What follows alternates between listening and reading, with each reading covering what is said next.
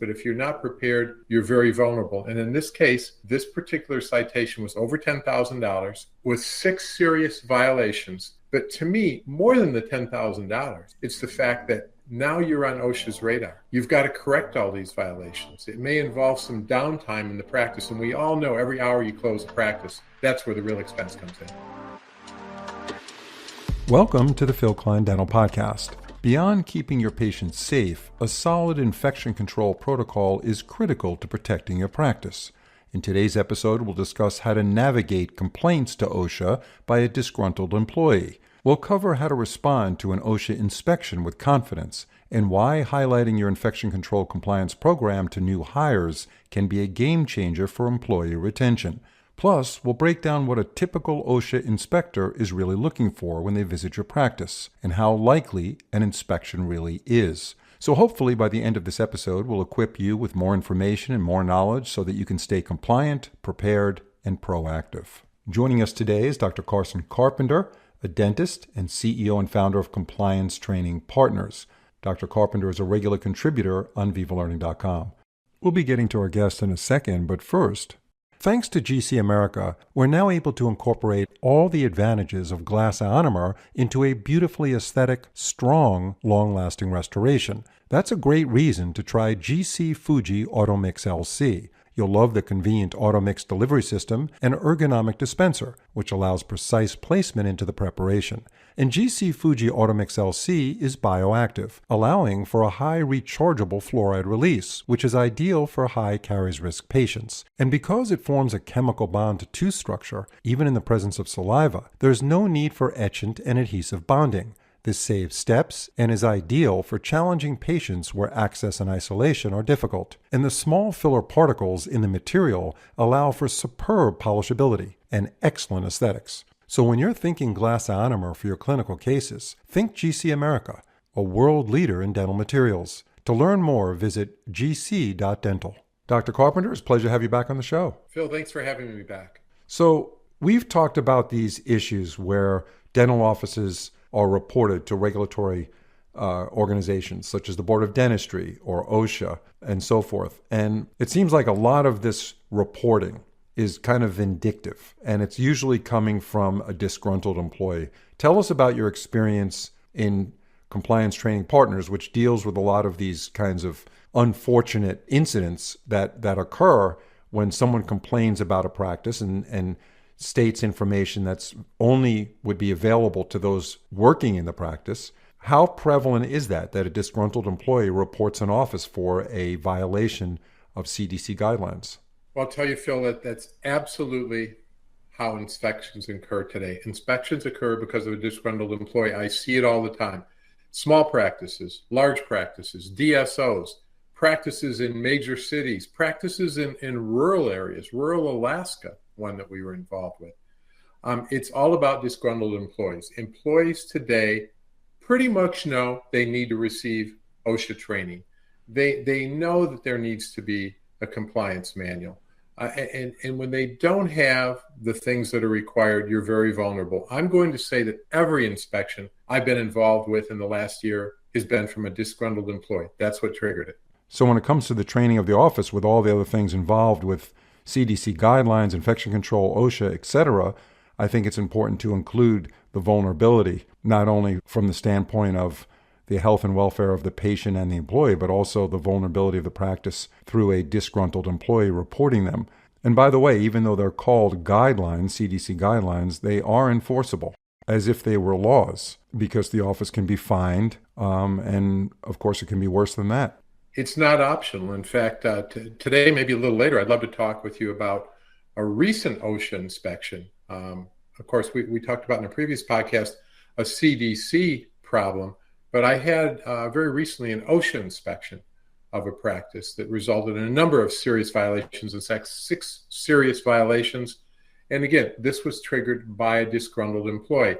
What I find, the word I use is weaponized. Employees increasingly use your lack of compliance as a way to gain retribution against you. And that's why we've got to be in compliance. You're right. It's not optional. We don't have a choice. We have a business to protect. this one situation, this one case that we talked about offline, where OSHA got involved and the practice was not in compliance. It was reported to them by a disgruntled employee. How did you find out about it, and how has this all played out since then? First of all, this practice, apparently an employee contacted the Occupational Safety and Health Administration as part of the U.S. Department of Labor. They contacted them saying that it was an unsafe workplace. They were able to do so anonymously. Of course, OSHA who knew who the person was, but they would never divulge that to the practice owner. At that point, some weeks later, the practice received a letter with, it looks a bit scary, right? Citation, notification of penalty, Occupational Safety, Health, and Administration. You need to be able to defend yourself. And to defend yourself, you need to have, really, it's very simple, but you need to have certain basic items, certain written documents, certain training, certain safety items. Not hard to defend against, but if you're not prepared, you're very vulnerable. And in this case, this particular citation was over $10,000 with 6 serious violations. But to me, more than the $10,000, it's the fact that now you're on OSHA's radar. You've got to correct all these violations. It may involve some downtime in the practice, and we all know every hour you close a practice, that's where the real expense comes in. So in the letter from OSHA, there were 6 itemized violations detailed, exactly what the violations were. They were detailed in the letter. How did they know exactly what was happening at that level so that they can put that in the letter and send it to the office? Well, in this case, the employee accurately laid out where the problems were, and an inspector actually came out. So first a letter alleging this, second an inspector came out. And certainly, unfortunately, the employee was right. The violations were there. I'll give you an example. The first one, very easy to have been in compliance, but this particular violation said there were no required safety data sheets. They literally had no safety data sheets. If an employee alleged you didn't have data sheets and you had them, it goes away. Instead, that resulted in a serious fine. The next thing that they asked for was training records. The employee clearly knew they'd never been trained. They could produce no training records. So you can see the things that the violations that they have here, they're not difficult to abate, but why not do it ahead of time? Why not prevent that employee from getting a leg up on you and being able to do this? When a letter like that comes in and you want to prove that you do have it, what do you send back?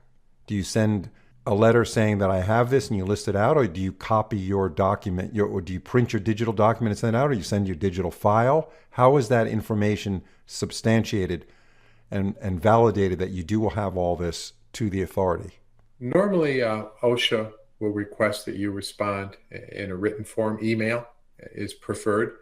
And what you want to do is line item by line item, address the alleged violations with, of course, written response, but also photographs, copies of documents. I always say it's the government. They love paper. Give them a lot of paper. We like to send pictures of eye wash, safety data sheets, training manuals, training records. So if you can produce the items that they say it's been alleged that you do not have, they probably won't even visit your office. But we can't lie, because I'll tell you, there's a spot in this particular citation. In fact, I have it here in front of me, Phil, and here's what it says.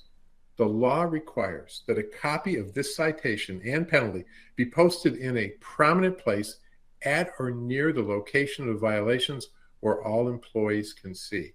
So we've got to be very honest. If we don't have a manual, we can't say we do. If we didn't have training, we can't say that we did. So that's why I implore all of you, all of my colleagues out there, to do this ahead of time. Do it before you get a letter like this. So they want you to post a sign stating that you're deficient in that area, in the area, Yes. in the office where the deficiency exists, and that's for the employees to see. Now, the patients won't have access to see that, or they might? They would not. It could be in an employee-only area. But you can imagine that creates a lot of talk over coffee or over the water cooler in the morning among employees. And in fact, it can create a hornet's nest which is, again, why I don't want to see it get to this point for anybody. There's no question in my mind, Dr. Carpenter, most dentists are very, very focused on infection control. They don't want their employees or their patients to get sick, and they try to comply as closely as possible with CDC guidelines and so forth. But I think it's important during the onboarding process of a new employee to make that really clear because, number one, it gives the employee confidence that he or she is working in the right place with the right culture and it's safe and so forth. And I think it's less likely in the long run that that employee will weaponize a small breach in CDC guideline protocol or whatever in infection control against the practice. Do you agree with that, Dr. Carpenter? And are you seeing dentists emphasize it enough when they hire a new person, how important infection control and prevention is to their practice? That's a great question, Phil, because, and again, that's what I like about this podcast. We're talking to our colleagues. I can kind of let my hair down and tell you just exactly what I do. If we're doing training to your whole office and staff, we're certainly not going to talk about, well, it's your right as a disgruntled employee to call OSHA anonymously. We want to make everybody feel good.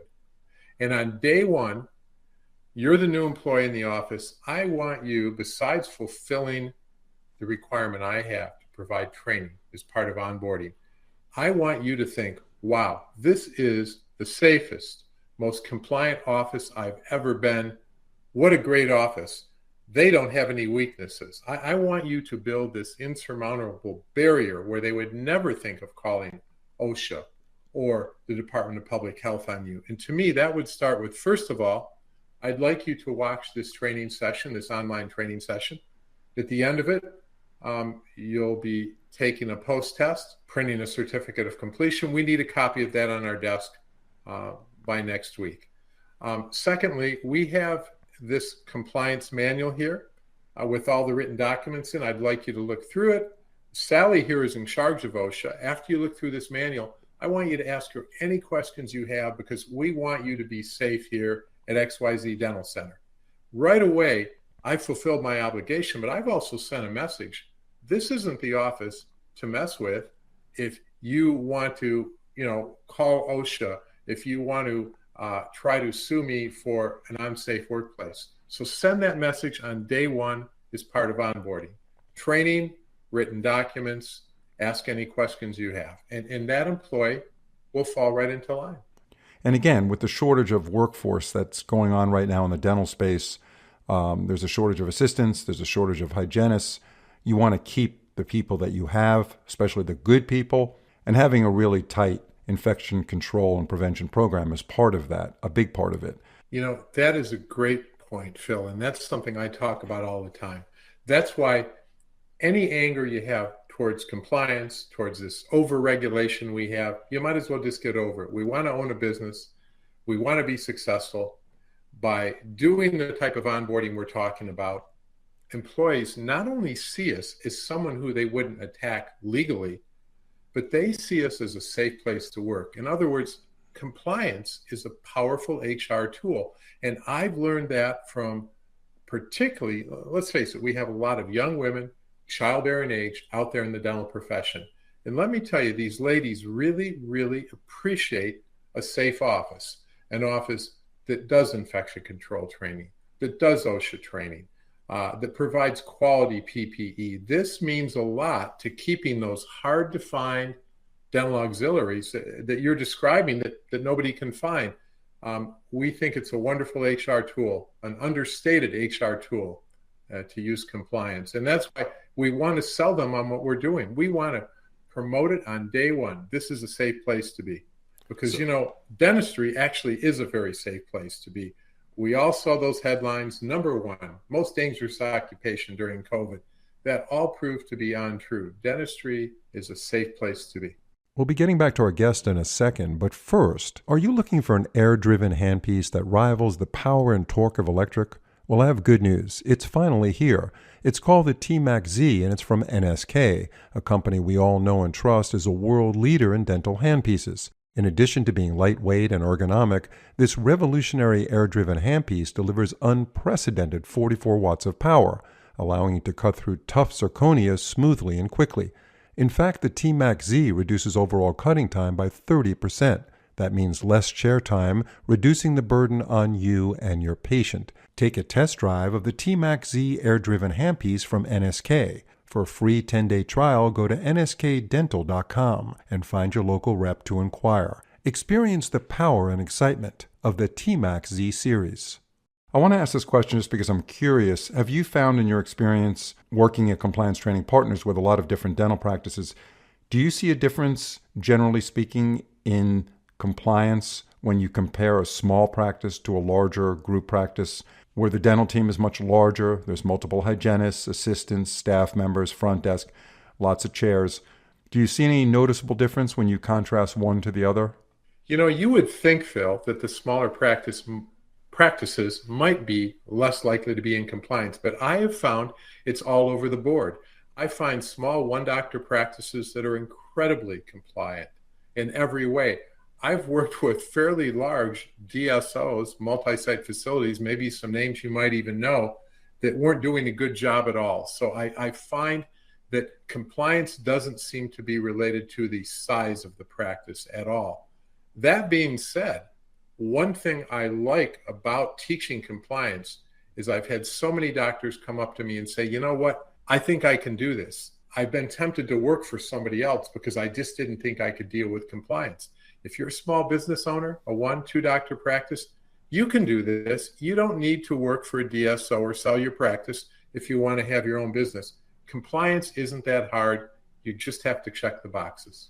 So tell us what the absolute essentials are for a dental practice to have in place where if they were inspected, they could provide all this information to the inspector, and then the inspector would say, wow, you're doing a great job. Thank you very much. Have a great day. And never hear from them until the next inspection. Hopefully they won't have another one. What are those critical components that a practice absolutely must have to be compliant? You know, Phil, I'm going to give you the key things that I see, the key violations that I see that you could easily avoid. But let me just preface that by saying every now and then you'll see an inspection where they look at something you just wouldn't think they'd look at, like exit signs or your eye wash, or do you have a spill kit?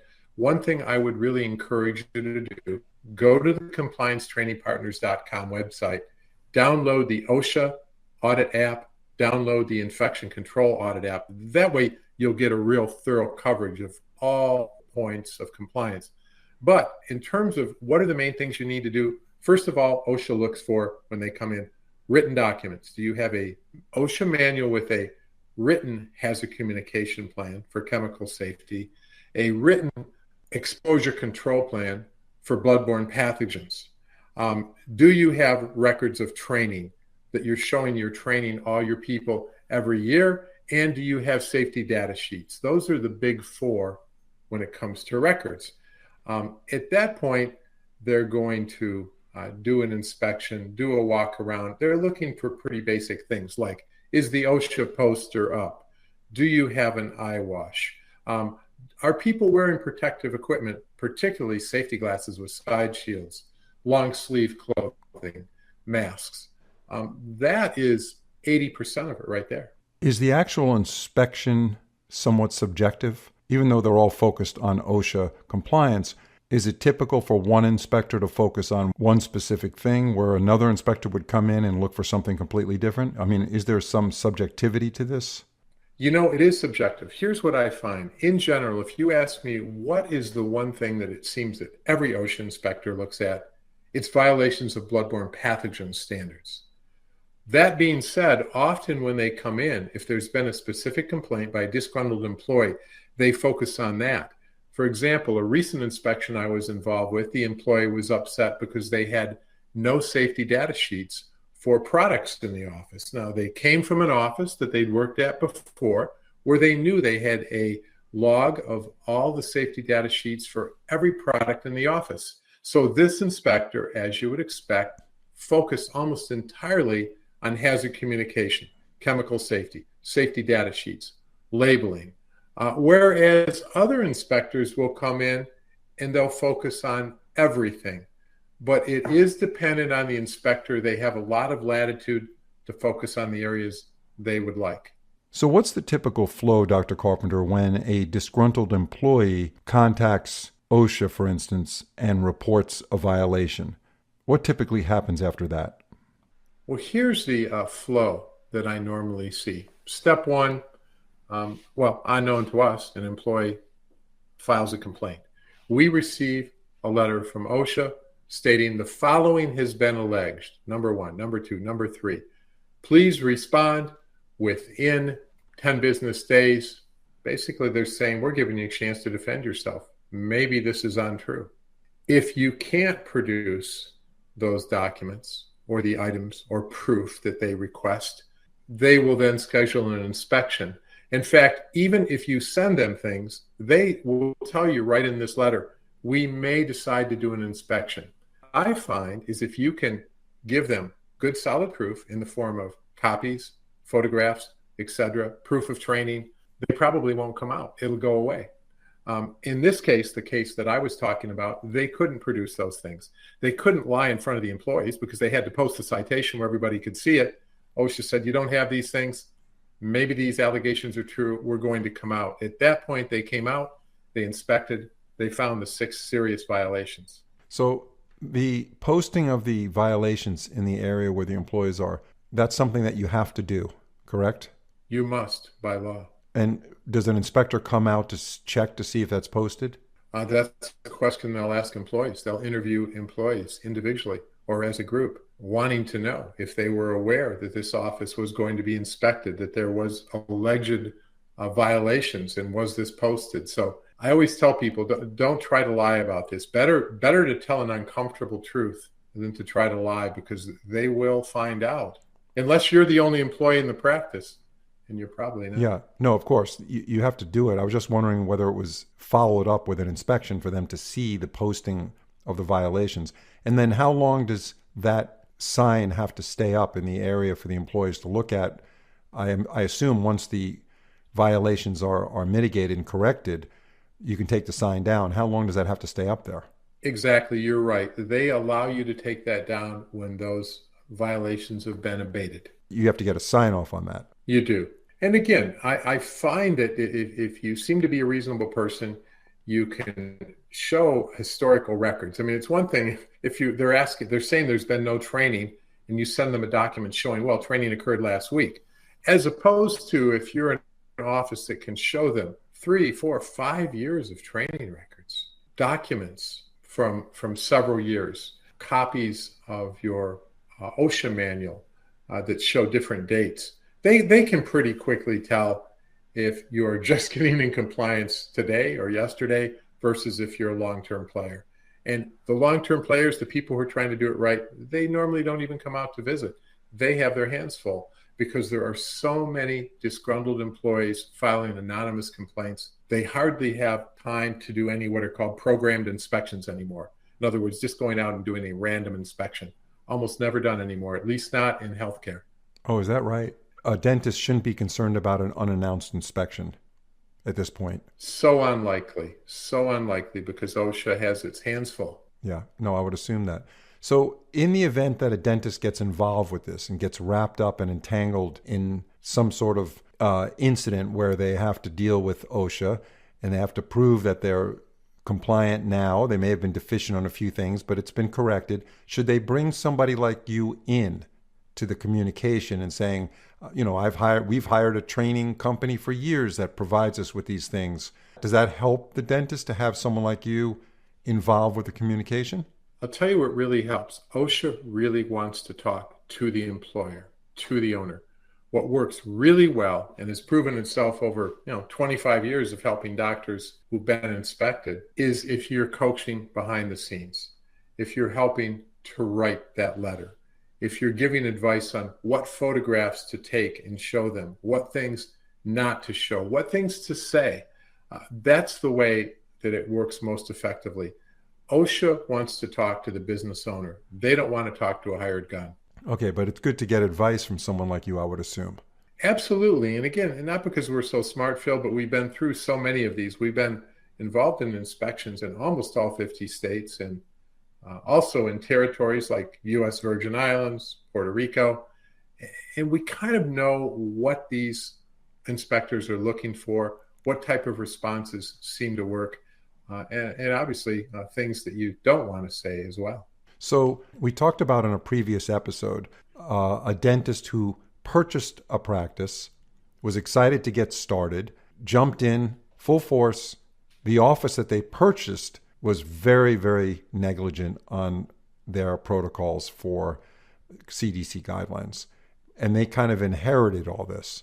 What do you say to those people that are involved with a purchase of a practice from an old timer or somebody who just didn't take it seriously? They don't have any records as such that we talked about.